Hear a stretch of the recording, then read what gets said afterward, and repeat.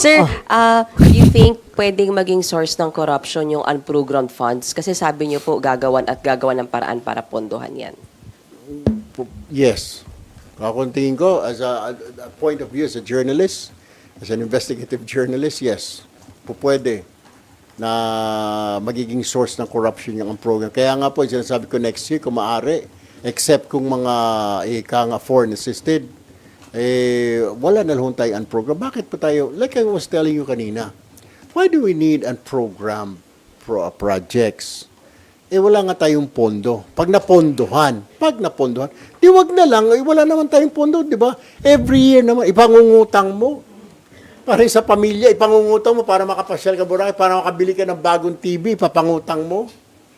Para makakuha ka ng CCTV, mabantayan yung paligid mo. Kahit wala kang budget para doon, pangungutang mo. It's like that eh. Unlike siguro kung may business partner ka, may isang plantation ka, yung partner sabi, ako na bahala, hati tayo, pero ako muna ang aabono dyan. That's fine.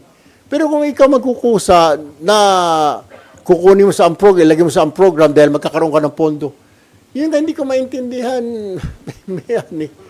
Wala nga tayong pondo, di ba? Deficit tayo. Mabuti sana kung namimit natin ang target. Hindi ho natin namimit yung target natin, yung tax collection target at mga revenue targets natin, hindi eh.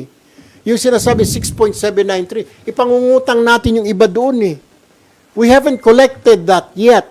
We're still short.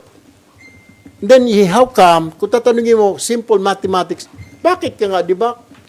You make, for this year, kasama ng bonuses mo, sabihin natin, you make 50,000.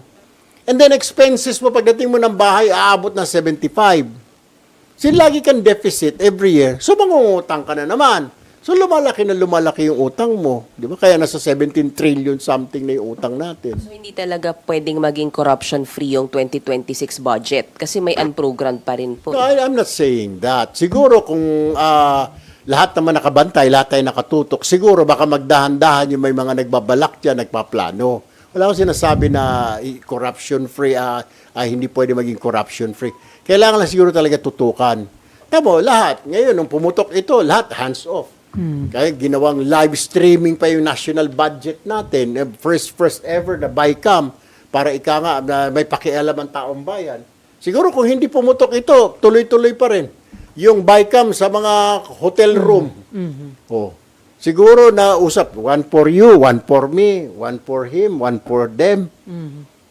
Mabuti nga nangyari ito para nakita, pati yung tao na involved, nakikita kung saan pupunta. Yun lang question natin, unprogram. Pero kung akong tatanungin mo next year, I will really say na let's do away with a program. Let's stop this. Except siguro kung ika nga ay ito ay foreign assisted programs or projects.